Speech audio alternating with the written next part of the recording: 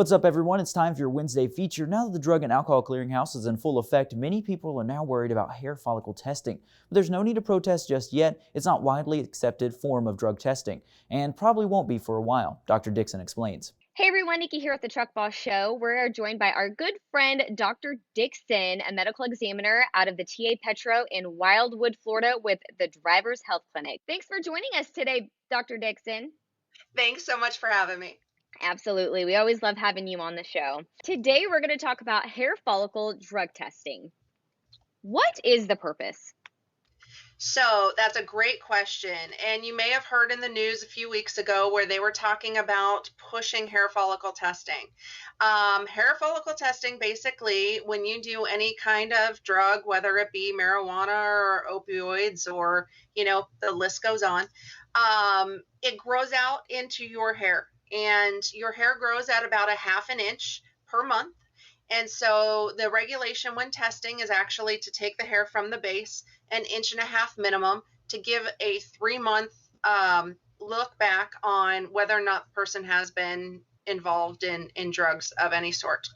And so when we do this, and I know a lot of companies use it right now, but when they do this, it just gives them a much clearer idea, and it's much harder to get, false information from a hair follicle than it is a urine test. Are they incorporating this into the DOT physical now? Not yet. So the talk in the last few weeks was the fact that they estimate that over 300,000 drivers are on the road faking their urine drug screen right now.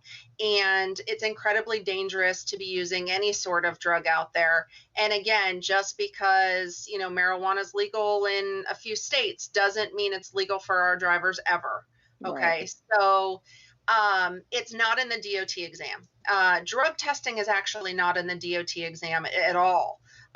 It's the responsibility of the carrier to go ahead and have pre-employment drug testing and then also be part of the consortium. So it's not part of the DOT test. Gotcha. So there's a lot of attention on the possibility of a federal clearinghouse. Is there a possibility that the hair testing could be added?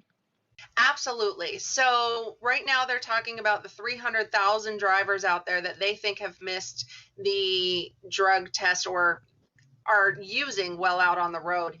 And that's just dangerous for everybody. So they are talking about integrating a hair follicle test into the system so that we can monitor and not miss those drivers.